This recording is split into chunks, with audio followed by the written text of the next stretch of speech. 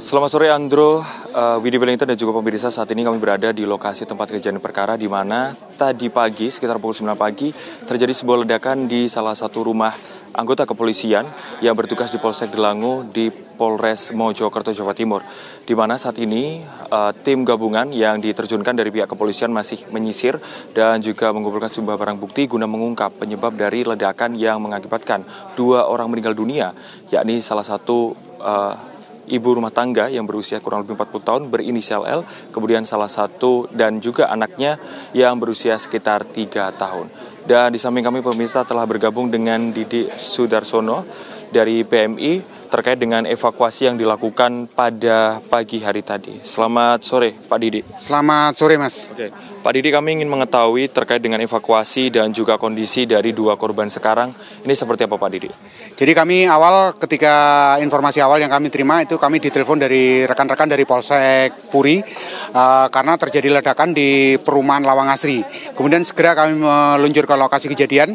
Pada saat kami tiba di lokasi kejadian itu adalah ketika si bayi ini sudah dikeluarkan, jadi keluar dari rumah tersebut.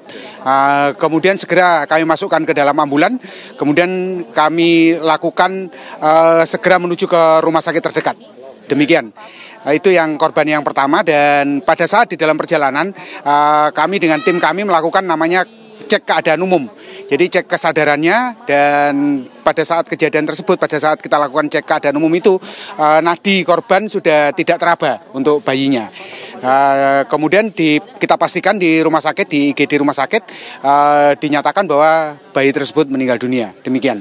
Kemudian lanjut ke korban yang kedua, unit ambulan yang lain kami kerahkan juga untuk menuju ke lokasi kejadian.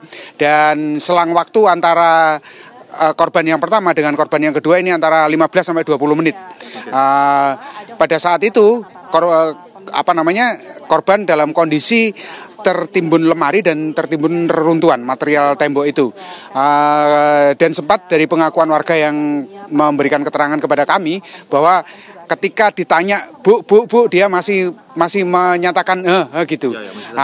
Terus kemudian segera setelah ditemukan kita masukkan ke dalam ambulan dan segera kita larikan ke rumah sakit. Di dalam perjalanan kita coba melakukan upaya-upaya, yaitu diantaranya bantuan hidup dasar dengan pijat jantung.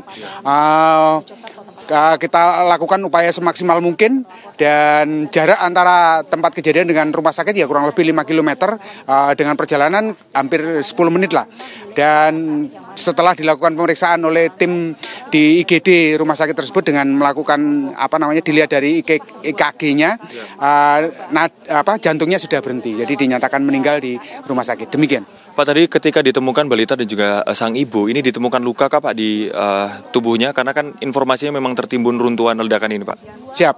Jadi pada saat ditemukan dan saat kami lihat di ambulan, khususnya kepada balita, kebetulan saya sendiri yang bawa, kondisi balita tidak ditemukan luka-luka yang mematikan. Baik. Jadi tidak tahu lagi kalau memang ada luka di dalam, itu kan ada proses lebih lanjut yang punya kewenangan memberitahukan adalah pihak para medis.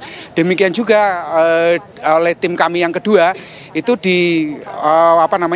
korban yang kedua ini juga tidak ditemukan tanda-tanda luka-luka yang baik, karena kan biasanya kalau memang kasih. ada luka yang mematikan itu biasanya ada jas bekas luka itu, dan itu tidak ditemukan sama sekali. Baik.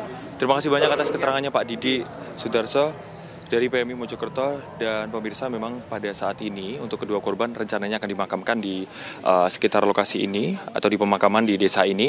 Sementara untuk penyebab tadi kami mengkonfirmasi dengan Kapolres Mojokerto memang masih diselidiki. Ada beberapa indikasi seperti LPG, kemudian juga barang-barang elektronik, tapi memang masih belum dikonfirmasi atau belum diungkap. Kami kembalikan ke rekan-rekan di studio. Baik, terima kasih Goldi Gumilang atas laporan Anda.